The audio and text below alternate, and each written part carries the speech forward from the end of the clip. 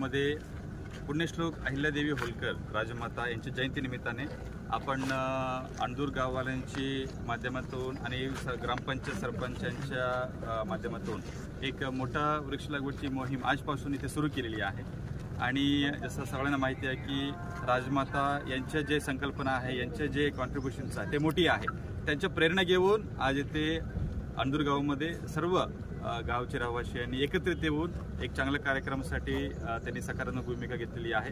आणि त्यांनी 30,000 जेव्हा वृक्ष लागवड संकल्पना माझ्यासमोर म्हणला, मला पण आनंद वाटला। मला पण चला अंदूर गावामध्ये ते जाऊया आणि गावाशी आपण संवाद साधूया। आणि आज इथे आपण या हुतात्मा स्मारक परिसरामध्ये वृक्ष लागवड आपण करून एक मोहीम सुरू केलेली आहे। जिल्ह्यामध्ये कोणते असे संकल्प आपल्या माध्यमातून राबवणे जेणेकरून ग्रेसबुक मध्ये नाव नोंदण्यासाठी काय संकल्प आहे? आपण असा एक मोठा मोहीम घेतो यंदा या पावसाळ्याची सीझनमध्ये धाराशिव जिल्ह्यामध्ये मोठ्या प्रमाणाने वृक्ष लागवडची संकल्पना आपण मांडलेली आहे। आणि याला जिल्हा प्रशासन, फक्त जिल्हा प्रशासनची मोहीम नाही आहे, हे पूर्ण आपल्या जिल्ह्याची लोकांची असं एक मोहीम आणि चळवळी आहे। याच्यामध्ये प्रत्येक गावाल्यांनी याच्यामध्ये खूप उत्साह दाखवून ते प्रतिसाद दिलेली आहे। आणि प्रत्येक गावामध्ये किमान 10 गुंठे जमिनीमध्ये त्यांनी वृक्ष लागवड केली पाहिजे। याला जे रोपं लागणार आहे ग्रामपंचायतीला आपण सामाजिक वनीकरणामार्फत उपलब्ध करून देऊया।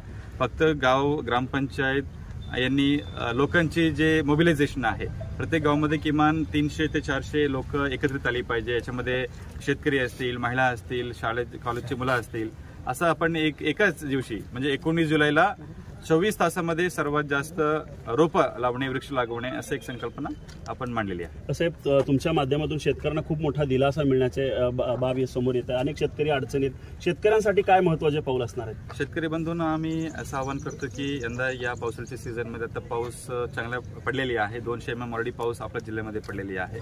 आणि कृषी विभागाची सल्ल्याने आपण पीक पेरणीची जे आहे जमिनीची मशागत आहे ते आपण केली पाहिजे। आणि आता पाऊस एवढा जास्त पडलो की काही ठिकाणीला पाणी साचलेली आहे, काही फळबाग लागवड, भाजीपाला लागवडची नुकसान झालेली आहे। त्याच्या पंचनामा प्रशासनामार्फत आपण सुरू केलेली आहे। तहसीलदार आणि त्यांच्या टीम, तहसीलदार, तालुका कृषी अधिकारी आणि गटविकास अधिकारी या तिन्ही पंचनामा सध्या करत आहेत। या व्यतिरिक्त आपण शेतकऱ्यांना याचं आवाहन केलं होतं की आपण जलतरा आपल्या शेतामध्ये केली पाहिजे, जेणेकरून पाणी साचणार नाहीये, आपला पीक कुजणार नाहीये आणि पाणी जे भूजल आहे ते वाढणार आहे। भलेही यावेळेला आता पाऊस सुरू झाला तरीही आपण पावसाळ्याच्या सीझनमध्ये या त्याच्यानंतर पण जलतराची जी मोहीम आहे ते असं चालू ठेवली पाहिजे। आणि असं एक आपण त्यांना आवाहन करतो, तुम्हाला जिथे शेत पाणी रस्त्याची अडचणी येत आहे ते आपण तहसीलदार, उपविभागाधिकाऱ्यांच्या माध्यमातून ते प्रश्न सोडवू शकतो।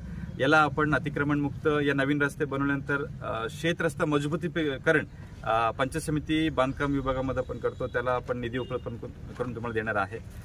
या व्यतिरिक्त शासनाची सर्व जे योजना आहे, अग्रिस्टॅक आपण सगळ्यांनी ऐकले असेल, जे शेतकऱ्यांनी अग्रिस्टॅकमध्ये नोंदणी केलेली नाहीये ताबडतोब आपण आपला जवळचे सेतू केंद्रामध्ये जाऊन या तहसील ऑफिसला संपर्क साधून तुमच्या शेतकरी आयडी तुम्ही जनरेट करून घ्यावी, जेणेकरून PM किसानची लाभ, नंतर महाडीबीटीची लाभ, सर्व बी बियाणे आणि खताचे जे लाभ आहे तुम्हाला मिळणार आहे।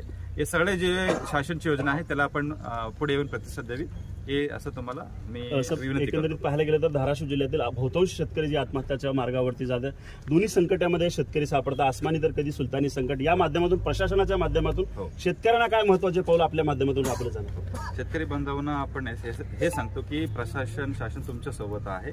आपण जर कुठेही अडचणी आला, तुम्ही प्रशासनाला, आम्हाला, माझ्या तहसीलदारला, कृषी अधिकाऱ्याला